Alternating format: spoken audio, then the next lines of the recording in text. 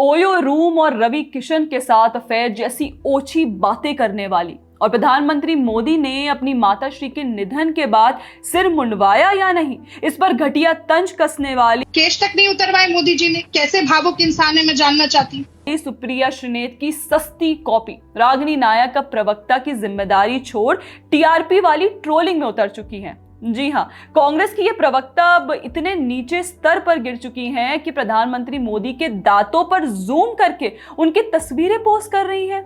ये सुनने में जितना क्रीपी लगता है, हकीकत में ये हरकत उससे कई ज्यादा शर्मनाक है और ये बताती है कि विपक्ष की बहस अब मुद्दों पर नहीं, सिर्फ नीचता के स्तर पर उतर चुकी है। यहाँ देखिए कैसे कांग्रेस की प्रवक्ता रागिनी नायक अब केंद्र सरकार की आलोचना से हटकर प्रधानमंत्री मोदी पर व्यक्तिगत हमले करने लगी हैं। रागिनी नायक ने हाल ही में सोशल मीडिया पर पीएम मोदी की एक फोटो शेयर की जिसमें उन्होंने प्रधानमंत्री जी के दांतों का मजाक उड़ाया। ये पोस्ट न केवल अपमानजनक थी बल्कि राजनीतिक बहस को नीचे स्तर पर ले जाती है। मतलब क्या प्रधानमंत्री के दांतों का रंग या उनके मुस्कुराने का कोड अब राष्ट्रीय राजनीति का मुद्दा बन गया है? देखिए, नीतियों पर सवाल उठाने की बजाय विपक्षी प्रवक्ताओं का गुट अब व्यक्तिगत इमेज या मजाकिया कमेंट से ध्यान भटकाने का प्रयास कर रहा है, जो विपक्ष की कमजोरी को उजागर करता है और साथ ही एक प्रवक्ता के पद पर भी शंका का टैग लगाता है। और देखिए कैसे इसी बीच चोरी और सीना जोरी वाली रागिनी का ये पोस्ट आया जहां वे लिखती हैं कि एक्स पर बेइंतहा अश्लीलता फैलाने वाले, बदजुबानी, बदतमीजी करने वाले कमेंट्स में गालियां लिखने वाले, विरोधियों के परिवार पर बेहुदा छीटाकशी करने वाले संगी भाजपी अंधभक्त जब दूसरों के ट्वीट पर भाषा की मर्यादा और व्यक्तिगत टिप्पणी का ज्ञान देने लगते हैं तो उनके दोगलेपन पर हंसी और बेचारगी पर दया आती है। अरे रागिनी नायक जी, अश्लीलता फैलाने और व्यक्तिगत टिप्पणियां करने में तो आपने पीएचडी हासिल कर रखी है। पहले आप टीवी डिबेट्स में ऐसे निजी व्यक्तिगत हमले करती थी।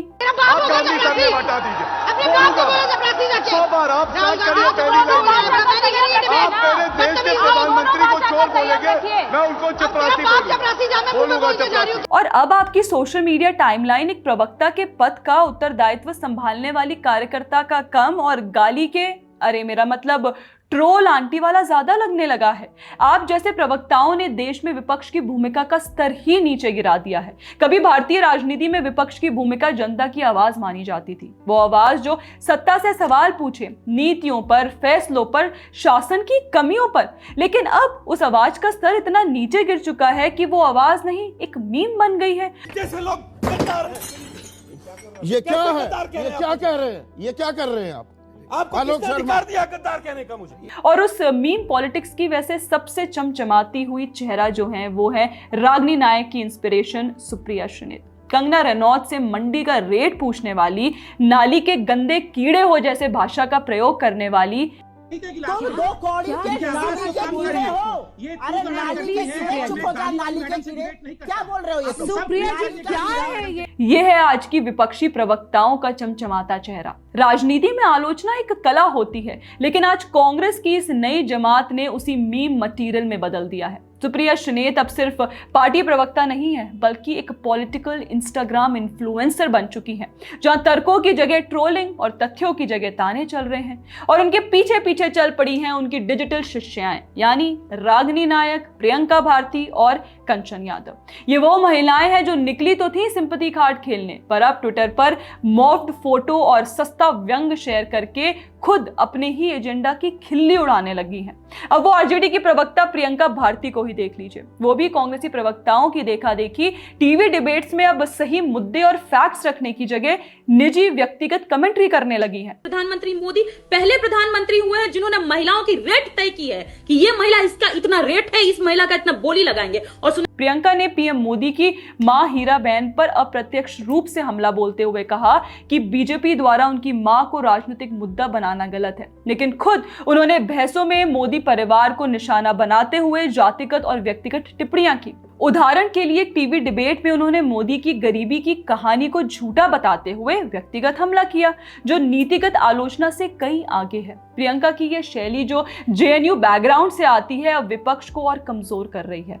अब इसी कड़ी में कंचन यादव का नाम भी आता है, जो आरजेडी की नई प्रवक्ता है। कंचन जो जेएनयू से पीएचडी स्कॉलर हैं, उन्होंने हाल ही के डिबेट में पीएम मोदी पर गैर जैविक होने जैसे पुराने बयानों को दोहराते हुए व्यक्तिगत टिप्पणियां की। मतलब कोई भी आज तक अपने परिवार को, अपनी माँ बहन को इस तरह से राजनीति में नहीं घसीटा होगा जैसा प्रधानमंत्री नरेंद्र मोदी घसीटते हैं। उन्होंने एक प्रेस कॉन्फ्रेंस में मोदी जी की विदेशी यात्राओं को सेल्फ प्रमोशन बताते हुए उनके व्यक्तिगत चरित्र पर सवाल उठाए, जो शासन की आलोचना से हटकर था। कंचन जैसी युवा प्रवक्ता जो वैज्ञानिक रिसर्च करती हैं, ऐसी टिप्पणियों से अपनी गरिमा खो रही हैं। और यह ट्रेंड केवल इन तीनों तक नहीं रुका, कांग्रेस के अन्य प्रवक्ताओं ने भी इसी राह पर चलना शुरू कर दिया है। मणिशंकर अय्यर याद कीजिए, उन्होंने पीएम मोदी को नीच कहा था, जो एक क्लासिक उदाहरण है व्यक्तिगत अपमान का। जयराम रमेश, उन्होंने हाल ही में एआई वीडियो शेयर करने का आरोप लगाया गया, जिसमें मोदी और उनकी मां का मजाक उड़ाया गया।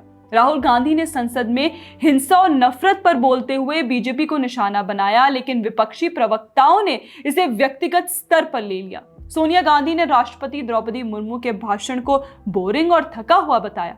ये सभी उदाहरण दिखाते हैं कि विपक्ष अब नीतियों जैसे बेरोजगारी, महंगाई या विदेश नीति पर बहस करने के बजाय व्यक्तिगत हमलों से बचने का प्रयास कर रहा है, क्योंकि इनके नेता और प्रवक्ता दोनों की अगर किसी टीवी डिबेट पर हार हो रही हो तो वो सीधा पर्सनल हो जाते हैं। ये घटती गरिमा विपक्ष के लिए घातक है।